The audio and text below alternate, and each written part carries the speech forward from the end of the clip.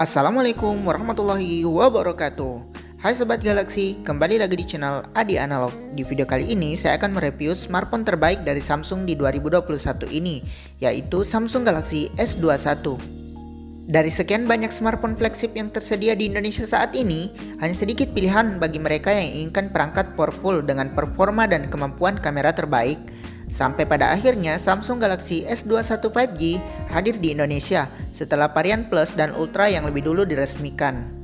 Selang seminggu menggunakan Galaxy S21 sebagai daily driver, smartphone ini sangat mungkin menjadi pilihan terbaik Sobat Galaxy yang membutuhkan smartphone yang bisa diandalkan di segala aktivitas. Kenapa begitu? Berikut ulasan lengkapnya. Pertama, dari sisi desain, S21 ini memiliki ketebalan 7,9 mm dengan bobot hanya 170 gram saja. Memang Samsung memutuskan untuk gunakan material polikarbonat pada bodi belakangnya, di mana dua seri lainnya menggunakan bahan kaca. Namun Samsung cukup hebat untuk membuat in-hand feeling atau rasa ketika dipegang mirip seperti kaca, hampir sama sekali tidak ada beda. Dan alasan Samsung pun masuk akal karena konsumen ingin bobot ringan ketika memegang smartphone berukuran kecil. Alasan lainnya supaya bisa hadirkan opsi warna lebih banyak, yakni Phantom Grey, Phantom White, Phantom Pink, dan Phantom Violet. Menurut saya warna Phantom Grey ini cukup netral, tidak terlalu feminim dan tidak mencolok. Ngomong-ngomong masalah desain modul kamera baru, awalnya saya pun skeptis dengan desain kamera S21 ini. Namun ketika melihat secara langsung, ternyata lebih bagus dari perkiraan. Tentunya sertifikasi IP68 juga masih hadir. Untuk bagian ini sempurna bagi saya. Beralih ke bagian depan, ada yang dipangkas pada layar Galaxy S21 bila dibandingkan dengan seri sebelumnya. Layarnya kini dibuat flat dan resolusinya juga menurun dari QHD ke hanya Full HD. Saya sendiri lebih nyaman navigasi di layar flat dan perkara resolusi masih terlihat sangat tajam, terutama di ukuran yang compact.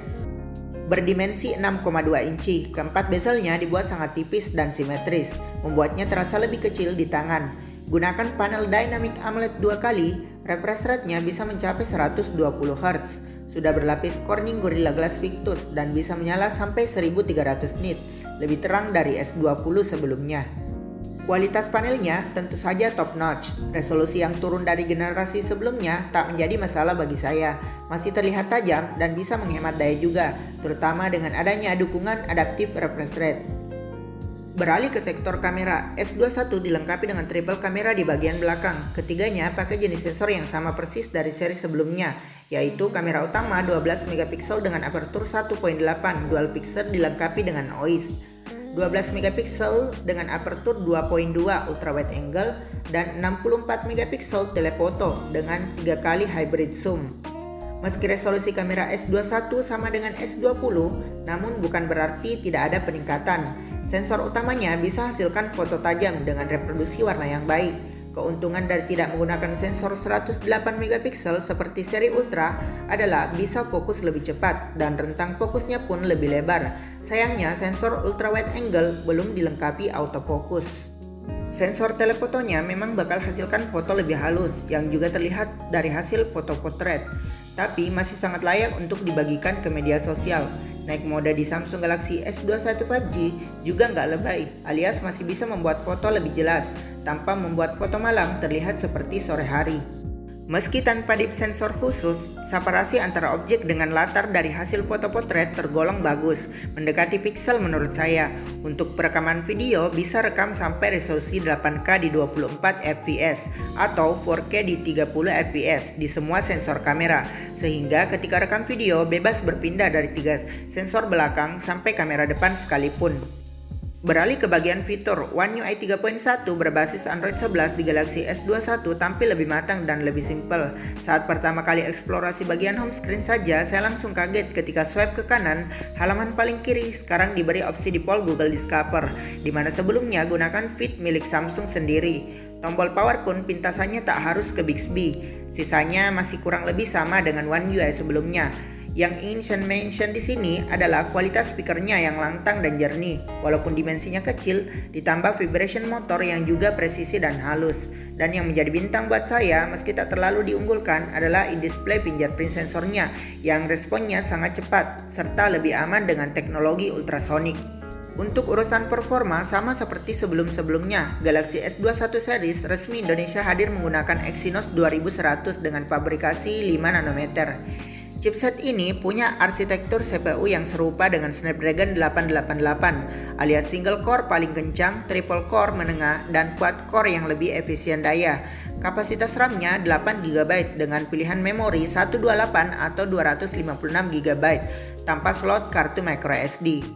Tentu saja performa Samsung Galaxy S21 5G sangat kencang, apalagi dengan layar beresolusi Full HD dan One UI yang sepertinya sudah cukup optimal. Proses buka aplikasi dan multitasking tidak ada masalah sama sekali. Hanya saja bagian sekitar kamera belakang bakal terasa cukup hangat, terutama ketika akses kamera intens. Tidak sampai mengganggu, tapi bakal terasa bila tanpa casing tambahan. Karena dimensinya yang kecil, tentu saja kapasitas baterai yang diusung oleh Samsung Galaxy S21 5G bakal lebih ngepas, 4000 mAh, mendukung fast charging 25 Watt lewat kabel dan 15 Watt secara nirkabel. Standar fast chargingnya memang bukan yang paling kencang di antara flagship Android lainnya, sehingga butuh waktu untuk mengisi daya hingga penuh. Mengisi daya dari 0 hingga 50% butuh waktu sekitar 30 menit saja, sementara untuk mencapai 100% membutuhkan waktu sekitar 75 menit. Screen on time kurang lebih 4 jam dan untuk pemakaian sehari-hari bisa tahan dari pagi hingga malam hari, asal tidak akses kamera terlalu sering karena persentase baterai bisa turun drastis.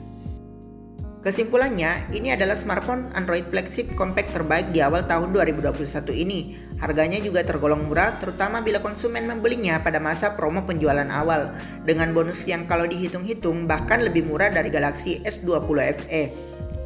Asalkan masih bisa menerima beberapa kekurangan seperti absennya slot kartu microSD serta daya tahan baterai yang masih agak ngepas dan kelengkapan yang kini lebih minimalis tanpa kepala charger serta earphone. Galaxy S21 bisa jadi alternatif bagi sobat Galaxy yang ingin flagship Samsung dengan harga yang paling murah. Sekian video review Samsung Galaxy S21. Semoga video ini bermanfaat dan bisa dijadikan acuan dalam membeli smartphone flagship di tahun 2021 ini. Akhir kata dari saya, Assalamualaikum warahmatullahi wabarakatuh.